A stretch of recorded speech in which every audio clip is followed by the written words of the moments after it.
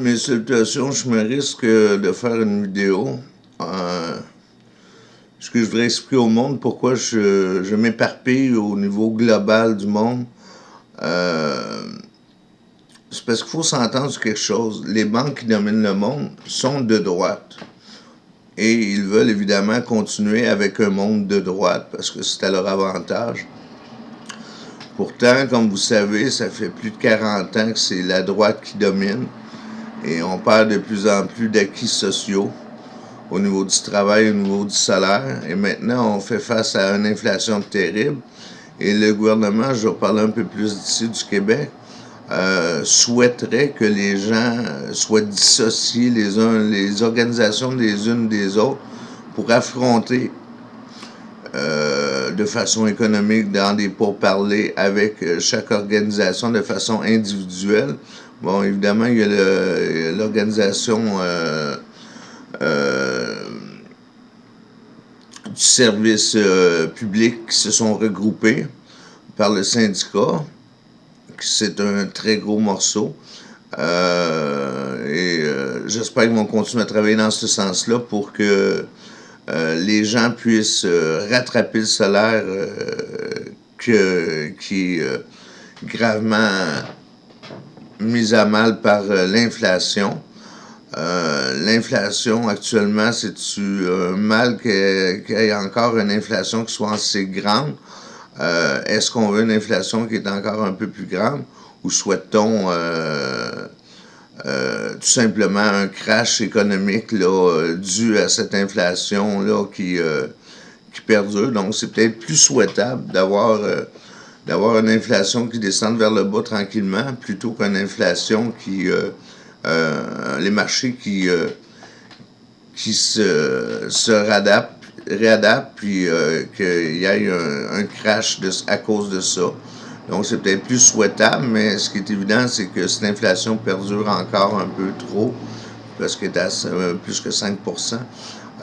Évidemment, ça va causer là, des problèmes au niveau du salaire directement là, pour les travailleurs et tous les autres. Qu'est-ce que je voulais dire aussi? Mis à part ça, que les gens non syndiqués doivent se battre aussi, je ne sais pas de quelle façon. Par un regroupement, évidemment, il faut essayer que les gens se regroupent, qu'il y ait une indexation au coût de la vie qui soit fait par le gouvernement du Québec, ce qui ne se fera pas, parce qu'il y a trop d'argent à perdre, puis c'est la droite qui domine. Donc, c'est pour ça que je suis plus pour la gauche, parce que ça fait 40 ans qu'on essaie par la droite, puis on perd de plus en plus de plumes, plus que ça va, plus qu'il y a de l'endettement provoqué par cette même droite. Et je dis, essayons vers la gauche avec des projets sociaux, des projets économiques locaux de l'État pour reconstituer un trésor afin de rembourser cette même dette-là. Évidemment, il va sans dire qu'on ne sait pas trop là, comment avoir des projets d'État, mais ça prend une volonté politique pour réaliser des projets d'État. Il y a différentes options qui s'offrent, évidemment, sauf que ça prend une volonté d'action. Et tout ça passe par la gauche. Et la gauche, pas juste au Québec, mais ce qui serait souhaitable, c'est que ce soit mondial aussi pour qu'il y ait une restructuration de l'équilibre mondial au niveau de l'économie pour favoriser davantage les individus et les personnes du peuple de la planète, plutôt que de favoriser les riches économiques, les riches qui profitent de l'économie finalement à leur avantage afin de faire des fortunes pas croyables. Tout ça sous le regard impuissant des peuples qui sont contrôlés par leurs gouvernements respectifs, qui sont, on dirait, directement ou indirectement avec ces gens-là. Bon. Ce qu'on en est à part ça, on en est avec le réchauffement climatique qui fait peur à tout le monde. Donc, ce que l'on sait du réchauffement climatique, c'est ce qui pollue le plus, c'est les gros bateaux transportant des containers, comment on appelle ça, ces bateaux-là, des paquebots. Puis, c'est ce qui pollue le plus. Moi, j'ai essayé de faire en sorte que de militer pour qu'il y ait des études de fait pour le chanvre, biodiesel de chanvre, spécifiquement pour les bateaux, afin qu'ils arrêtent de polluer, évidemment. Le travail de recherche ne semble pas être fait parce que tout est discordant comme d'habitude souvent. Pourtant, ça serait une solution légitime. Je ne parle pas de l'ensemble des automobiles pour le biodiesel comme tel, mais uniquement pour les paquebots. Donc, ça demanderait de cultiver du chanvre de façon raisonnable pour une solution à moyen terme, je dirais, pour ces paquebots-là, afin qu'ils arrêtent de polluer, évidemment. Puis,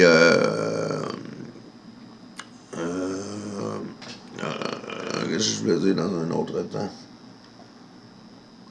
Dans un autre temps, les pays du monde, les États, doivent se retourner vers eux-mêmes parce que ces paquebots-là polluent. Donc, il faut qu'il y ait une économie locale, donc favoriser le local.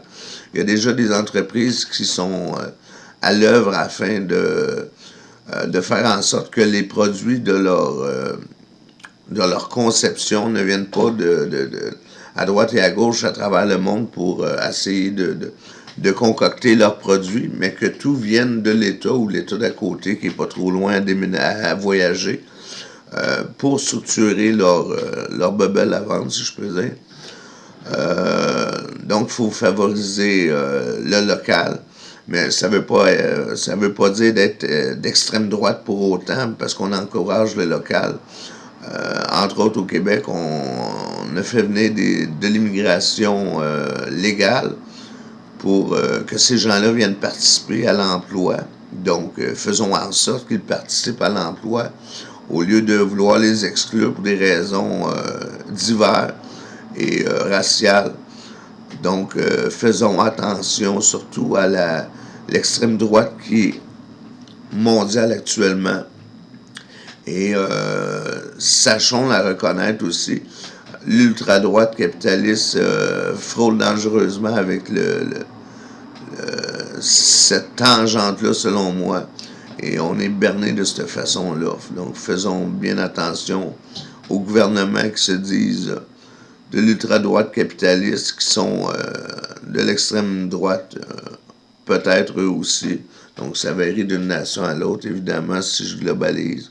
Mais il faut faire attention de ne pas se retrouver avec des nations de l'extrême droite dirigeantes, parce que ça cause du racisme, évidemment, des tensions et des guerres dans le peuple, avec les immigrants qui sont récemment reçus, même si ça fait longtemps qu'ils sont là, il y a les gens qui les perçoivent comme des immigrants, même si ça fait longtemps qu'ils habitent dans les pays en question. Qu'est-ce que je pourrais dire d'autre?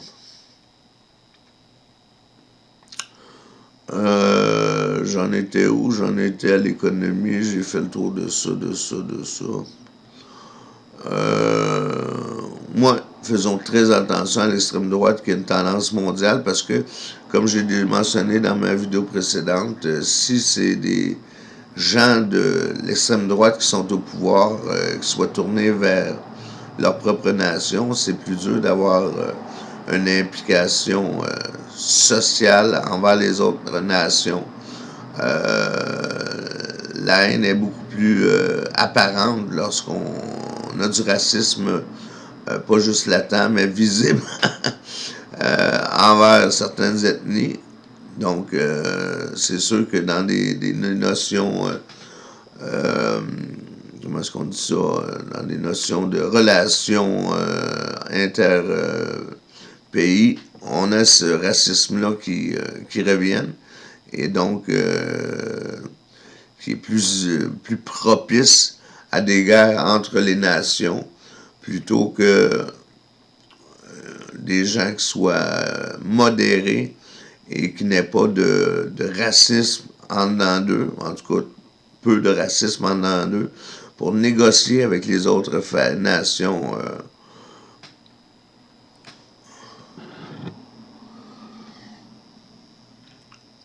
Chercher un mot, je sais pas, ça me fatigue. Là. Bon. Ambassadeurs, ouais, ça prend des ambassadeurs, des dirigeants de pays qui ont des notions d'ambassadeurs avec les autres nations plutôt que divergentes pour protéger uniquement leur propre intérêt et créer des tensions qui amènent toujours à des guerres.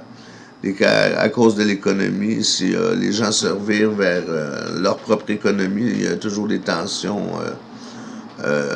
militaires dominantes à travers le monde. On le voit en Ukraine, on le voit avec une certaine haine de la Chine. Il y en a qui vont dire que c'est normal, mais la haine, faut faire attention à ça dans nos combats pour protéger son économie. Parce que les guerres viennent toujours de notions économiques, évidemment. Bon, je me perds un peu. Fait que c'est ça que j'avais à dire. Les bateaux, il faut essayer d'éviter ça parce que c'est les plus grands pollueurs. Puis on sait que les gens pensent actuellement, ouais, je devrais dire, les gens pensent beaucoup à leur salaire actuellement. Mais le réchauffement climatique est rien pour aider tout ça. Pour aider les salaires, qu'est-ce que je pourrais dire aux gens pour aider à leur salaire? Soyez collectivement ensemble dans vos revendications. C'est ce qui est le plus marquant et qui peut faire le plus pencher le gouvernement, plutôt que de les affronter seuls de façon erratique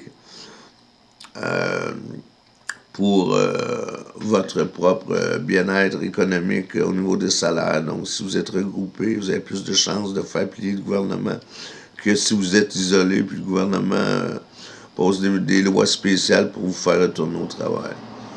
Bon, mais je suis tanné, là. Fait que j'ai dit ce que j'avais à dire un peu. C'était mon discours. Salut.